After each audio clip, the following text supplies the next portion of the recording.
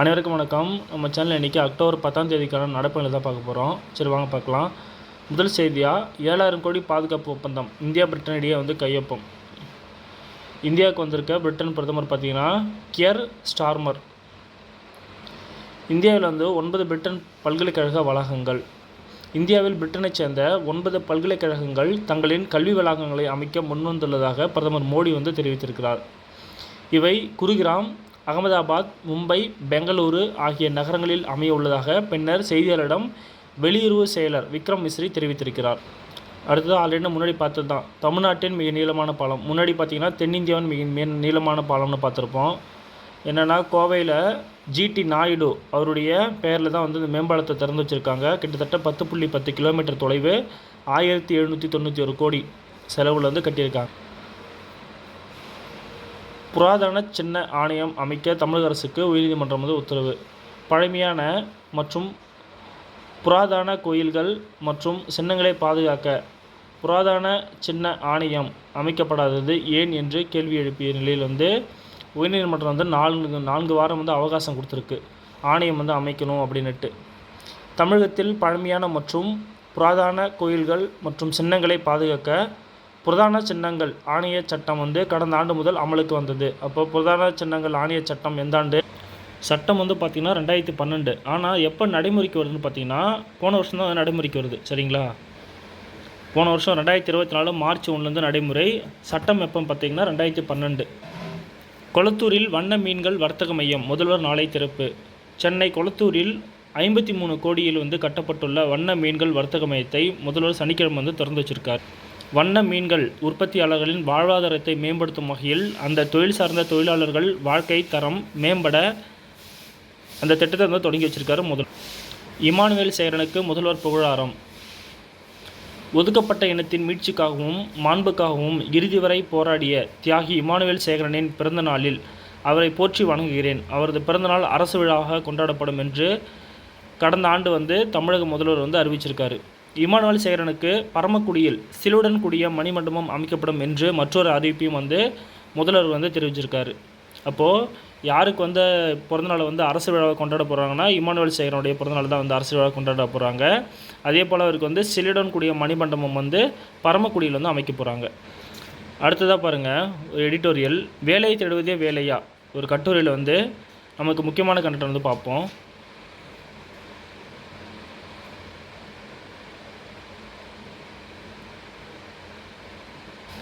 India 1991 முதல் வளர்ச்சி பாதையில் பயணித்து வருகிறது. கடந்த 30 ஆண்டுகளாக சராசரியாக ஆண்டுக்கு 6% வளர்ச்சியை இந்தியா கண்டுள்ளது. 45 கோடி மக்கள் வறுமை கோட்டிலிருந்து வெளியே வந்துள்ளனர் என்று கூறப்படுகிறது. இந்த காலகட்டத்தில் இந்தியா சேவைத்துறையில் சிறப்பாக தன்னை நிறுவியுள்ளது. ஆனால் உற்பத்தி துறையில் இந்தியா வெற்றி பெற தவறிவிட்டது. 1991 ஜிடிபியில் உற்பத்தி துறையின் பங்கு 15%க்கும் குறைவாக உள்ளது. 11% மக்கள் இதில் வேலைவாய்ப்பை பெற்றுள்ளனர். உலகளாவிய ஏற்றுமதியில் இந்தியாவின் உற்பத்தி துறையின் ஏற்றுமதி 2% உள்ளது. அப்போ உலகளாவிய ஏற்றுமதியில் இந்தியாவுடைய உற்பத்தி துறையின் ஏற்றுமதி சதவீதம் பார்த்திங்கன்னா 2%. உற்பத்தி துறையை வளர்த்தெடுக்காமல் ஏழ்மையிலிருந்து நாடு விடுபட முடியாது. ஜப்பான், கொரியா, தைவான் ஆகிய நாடுகள் அதிக தொழிலாளர்களை உள்ளடக்கிய இணையதளம் வாயிலாக விண்ணப்பிக்கலாம் என அறிவிப்பு வெளியிட்டது. அதே போல் இந்தியாவின் பிரச்சனை வேலையின்மை மட்டுமில்லை, குறைந்த ஊதிய வேலையும் தான் உண்மையான பிரச்சனையாகும். பல இளைஞர்கள் மிக குறைந்த ஊதியத்தில் முறைசாரா வேலைகளில் ஈடுபட்டுள்ளனர். அவர்கள் தரமான மேம்பட்ட வேலைகளையே செய்யவே விரும்புகின்றனர். இந்தியாவின் வேலையில்லா திண்டாட்டம் வெளிச்சத்துக்கு வந்துள்ளது. வெறும் 645 இடங்களுக்கு 5,53,634 பேர் விண்ணப்பித்துள்ளனர். இப்போ 2 எக்ஸாம் எழுதணும் இல்லைங்களா, அதை சுட்டி காட்டிருக்காரு. ஸோ நம்ம முக்கியமானது பார்த்திங்கன்னா இதுதான். 1991 வளர்ச்சி பாதையில் இந்தியா சென்றாலும் இந்தியாவோட வளர்ச்சி பார்த்திங்கன்னா ஆண்டுக்கு 6% இருந்தாலும் இந்தியாவில் உற்பத்தி துறையில் வளர்ந்த நாடாக இல்லை. உலகளாவிய ஏற்றுமதியில் இந்தியாவோட உற்பத்தி துறை சதவீதம் பார்த்திங்கன்னா 2% தான் இருக்குது அப்படின்னு சொல்கிறாரு. அடுத்த திருக்குறள். சொல்ல பயன்படுபவர் சான்றோர், கரும்பு போல கொல்ல பயன்படும் கீழ். அணுகி குறை சொல்லிய அளவிலேயே சான்றோர் பயன்படுவர். கரும்பு போல அழித்து பிழிந்தால்தான் கீழ் மக்கள் பயன்படுவர். குறள் எண் 1078, அதிகாரம் கயமை. அடுத்தது இலக்கியத்துக்கான நோபல் பரிசு. ஹங்கேரி எழுத்தாளர் தேர்வு. 2025 ஆண்டுக்கான இலக்கியத்துக்கான நோபல் பரிசு லாஸ்லோ கிராஸ்னஹோர்காய் என்ற ஹங்கேரி எழுத்தாளருக்கு அறிவிக்கப்பட்டிருக்கு. அவர் பேர் பார்த்தீங்கன்னா லாஸ்லோ கிராஸ்னஹோர்காய், சரிங்களா, ஹங்கேரி. அவர் கடும் பயங்கரவாத சூழ்நிலைக்கு மத்தியில் வந்து கலையின் சக்தியை உறுதிப்படுத்திய அங்கீகரிக்கும் வகையில் அவருக்கு இந்த பரிசு வழங்கப்பட்டுள்ளதாக தேர்வு கமிட்டி வந்து சொல்லியிருக்காங்க, சரிங்களா. இவரது முதல் நாவல் ஷடான் டன்கோ 1985 வெளியானது.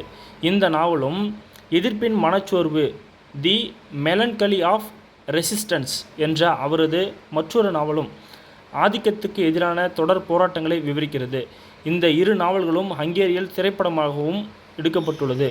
ஒரு வரியில் மிக கூர்மையான கருத்துக்களை விவரிக்கும் திறன் வாய்ந்த எழுத்தாளரான லாஸ்லோ கிராஸ்னஹோர்காய் 2015 மேன் புக்கர் பரிசை பெற்றுள்ளார். இதுவரை 121 பேருக்கு இலக்கியத்துக்கான நோபல் பரிசு வந்து வழங்கப்பட்டிருக்குதா சொல்லியிருக்காங்க. ஸோ இலக்கியத்துக்கான நோபல் பரிசு யாருக்கு வழங்கப்படுதுன்னா ஹங்கேரி நாட்டு எழுத்தாளர் லாஸ்லோ கிராஸ்னஹோர்காய், சரிங்களா. அடுத்தா புத்தொழில் சூழலை வளப்படுத்த 100 கோடியில் புதிய நிதியம்.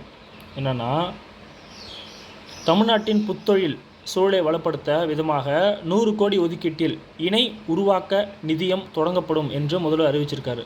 தமிழ்நாடு புத்தொழில் புத்தாக்க இயக்கத்தின் சார்பில் கோவை குடிசியாவில் 2 நாள் மாநாடு நடந்துச்சு 2025, சரிங்களா.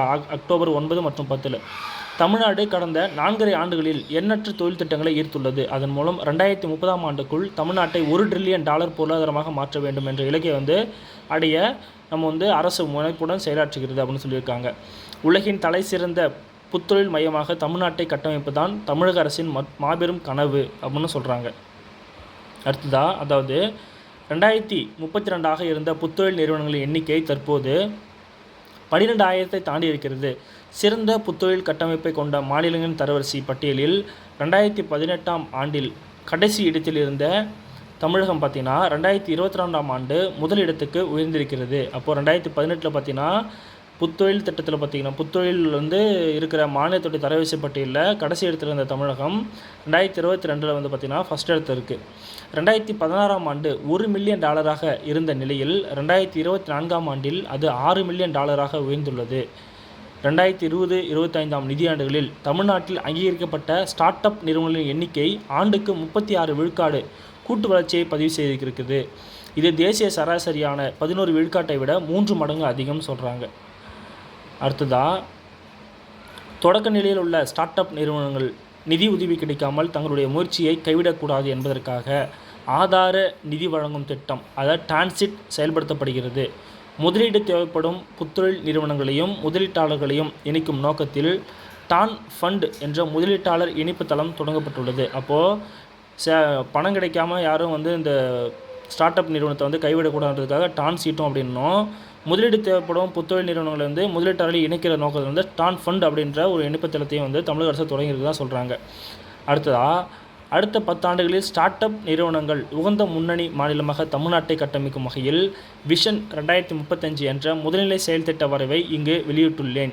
தமிழ்நாட்டின் புத்தொழில் சூழல் குறித்த இன்க் 42 நிறுவனத்தின் ஆய்வு அறிக்கையும் வெளியிட்டிருக்கிறேன் அப்படின்னு இந்த மாநாட்டில் சொல்லியிருக்காங்க. ஸோ இதெல்லாம் வந்து மெயின்ஸுக்கு வந்து ரொம்ப முக்கியமான கண்டென்ட்டு. ஸோ நல்லா நோட் பண்ணிக்கோங்க. அடுத்தா, வக்ஃப் சொத்துக்களை பதிவு செய்வதற்கு அவகாசம் கோரும் மனு.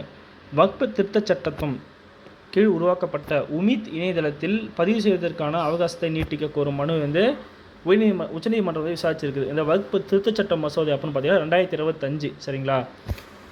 இதில் என்ன சொல்கிறாங்கன்னா, குறைந்தபட்சம் 5 ஆண்டுகள் இஸ்லாத்தை பின்பற்றுவதுதான் வக்ஃப் வாரியத்துக்கு சொத்துக்களை தானமாக அளிக்க முடியும்.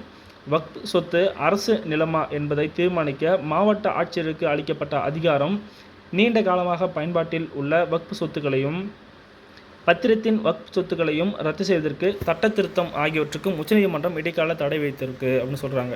அப்போ குறைஞ்சபட்சம் வந்து நிலம் வந்து தானம் வழங்கணும் அப்படின்னா 5 வருஷம் வந்து இந்த வக்ஃப் வாரியத்தில் வந்து இஸ்லாத்தை பின்பற்றிருக்கணும்னு சொல்கிறாங்க, சரிங்களா. அவங்க உமீத் எனும் இணையதளத்திலிருந்து 6 மாதத்துக்குள்ள வந்து பதிவு செய்யப்பட வேண்டும்னு சட்டத்திட்டத்தில் வந்து கூறப்பட்டிருக்கு. அப்போது உமீத் அப்படின்ற இணையதளம் வந்து எதை பற்றினா வக்ஃப் சொத்தத்தை பற்றி சொல்கிறாங்க. அடுத்ததாக, கர்நாடகாவில் பார்த்தீங்கன்னா மாதம் ஒரு நாள் மாதவிடாய் விடுப்பு கர்நாடக அமைச்சரை வந்து முடிவு பண்ணியிருக்காங்க, சரிங்களா. அனைத்து அரசு மற்றும் தனியாரில் வேலை பார்க்குற அனைத்து பெண்களுக்கும் வந்து பார்த்திங்கன்னா மாதம் ஒரு நாள் வந்து மாதவிடாய் விடுப்பு. உலக ஜூனியர் பேட்மிண்டன் வரலாறு படைத்தது இந்தியா. என்னென்னா, அசாம் குவஹாட்டி இருக்குல்ல, கலப்பு அணிகளுக்கான உலக ஜூனியர் பேட்மிண்டன் சாம்பியன்ஷிப்பில் இந்தியா அரையிறுதிக்கு வந்து முன்னேறி பதக்கத்தை வந்து உறுதி செய்து வரலாறு படைத்தது. போட்டியின் வரலாற்றில் இந்தியாவுக்கு பதக்கம் கிடைப்பது இதுவே முதல் முறையாகும். அப்போது அசாம் மாநிலத்தில் குவஹாட்டி இருக்குல்ல, அங்கே நடந்த உலக ஜூனியர் பேட்மிண்டனில் வந்து இந்தியா தான் ஜெயிச்சிருக்காங்க. மதுரையில் சர்வதேச தரத்தில் கிரிக்கெட் மைதானம் MS தோனி வந்து திறந்து வச்சிருக்காரு. மதுரை சிந்தாமணி சுற்றுவட்டச்சாலை அருகே வேலம்மாள் கல்விக்குழு சார்பில் வந்து 11.5 ஏக்கர் பரப்பளவில் சர்வதேச தரத்திலான கிரிக்கெட் மைதானம் வந்து அமைக்கப்பட்டிருக்கு. இந்த மைதானத்தை வந்து MS தோனி வந்து திறந்து வச்சிருக்கு. அடுத்தா இந்திய நிலக்கரி ஏற்றுமதி 23% அதிகரிப்பு. 2024-25 நிதியாண்டில் இந்தியாவின் நிலக்கரி ஏற்றுமதி 23.4% உயர்ந்துள்ளது. இது குறித்து பார்க்குறப்போ உலக அளவில் நிலக்கரி தேவையை பயன்படுத்தி அதன் ஏற்றுமதியை மத்திய அரசு தீவிரமாக ஊக்குவித்து வருகிறது. இதன் விளைவாக கடந்த 2024-25 நிதியாண்டில் நாட்டின் நிலக்கரி ஏற்றுமதி 19.08 லட்சம் டன்னாக பதிவானது.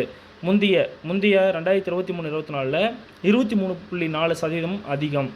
அப்போது இந்தியா 15.46 லட்சம் டன் நிலக்கரியை ஏற்றுமதி செய்திருந்தது. அப்போ 23-24 மதிப்பின் அடிப்படையில் வந்து கடந்த 2024-25 நிதியாண்டில் பார்த்திங்கன்னா நாட்டின் நிலக்கரி ஏற்றுமதி கிட்டத்தட்ட பார்த்திங்கன்னா 1643.4 கோடியாக வந்து குறைந்துள்ளது. 2023-24 நிதியாண்டில் பார்த்திங்கன்னா 1828.2 கோடியாக வந்து இருந்தது அப்படின்னு சொல்கிறாங்க. நேபாளம், வங்கதேசம், பூட்டான் ஆகிய நாடுகளுக்கு இந்தியா நிலக்கரி ஏற்றுமதி வந்து செய்கிறது. அப்போது முக்கியமான காரணம் என்னன்னா இந்திய நிலக்கரி ஏற்றுமதி 23% வந்து அதிகரிச்சிருக்குது. சரிங்களா? ஸோ இன்றைய தினத்துக்கான தினமணி நியூஸ் பேப்பரில் அந்த கண்டென்ட் இவ்வளோ தான். ஹிந்து தமிழ் வந்து பேப்பர் கிடைக்கல. ஸோ வந்து தினமணி மட்டும் தான் கிடச்சிச்சு. ஓகே, நம்ம சேனலில் பிடிச்சவங்க லைக் பண்ணுங்கள், ஷேர் பண்ணுங்கள், மறக்காம ஃப்ரெண்ட்ஸுக்கு வந்து சப்ஸ்கிரைப் பண்ணுங்கள்.